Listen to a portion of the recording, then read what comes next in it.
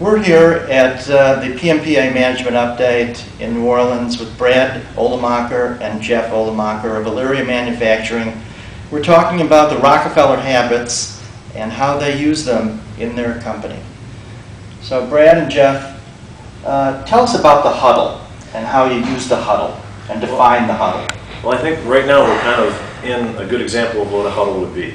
A Huddle is a very brief stand-up meeting where you have a very strict agenda, where you're trying to accomplish just the conveyance of information.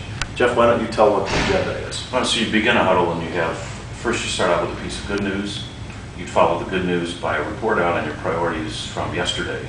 Then you would add in your priorities for today, indicate if you're stuck anywhere, ask for a sidebar if necessary for a discussion. So what is a sidebar thing? A sidebar would be a discussion where the rest of the team would be dismissed. So there's 6 of us in a huddle. I need a sidebar with Brad, so Brad and I would stay on the line and have a sidebar and everybody else could go back to work. We will review our critical numbers. Each morning we select a critical number at a huddle, and our average huddle lasts, believe it or not, 6 to 8 minutes. And you think of the difference between a meeting and a huddle, is that a huddle is the game is on, you come together, you call the play, and then you go out and you execute the play. And that's what makes it so much different than if you just had a meeting. You say to someone, Lloyd, let's go have a meeting. That means we're going to go sit down, we're going to have to talk nice to each other for a few minutes, and then we're going to have a conversation about whatever it was. Not what a huddle is. A huddle is game on. You get there, you pull everybody together, you go through the steps of the agenda, and then it's let's go out and execute. What's this good news piece? And why do you think it's necessary? There's just something about starting a meeting with a positive piece of information. And quite frankly, that is one of the areas that people struggle with the most. Trying to think of just one thing that they have to be positive and each person has to bring a piece of good news. Everyone has it on, you go round robin, and it's what's your good news for the day. And you have to, and you know you're going to do it tomorrow. But like in 1 or 2 sentences. Very brief. 1 or 2 words even. Yeah, had a great dinner. Cavs won last night. Anything that is just some piece of good news. And that just kind of helps set the tone. Just kind of helps set the tone of the feel of the meeting. Can you give me a feel for places where you use this, how it works for you?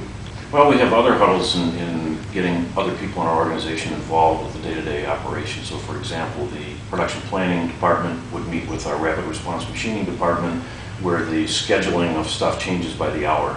Our engineers meet with our manufacturing group in an individual department each day with the specific agenda items to cover. Is the layout up to date? Is the job running okay? Do they need any help? And these huddles, I imagine, are sacrosanct. Nobody can interrupt them. Like, I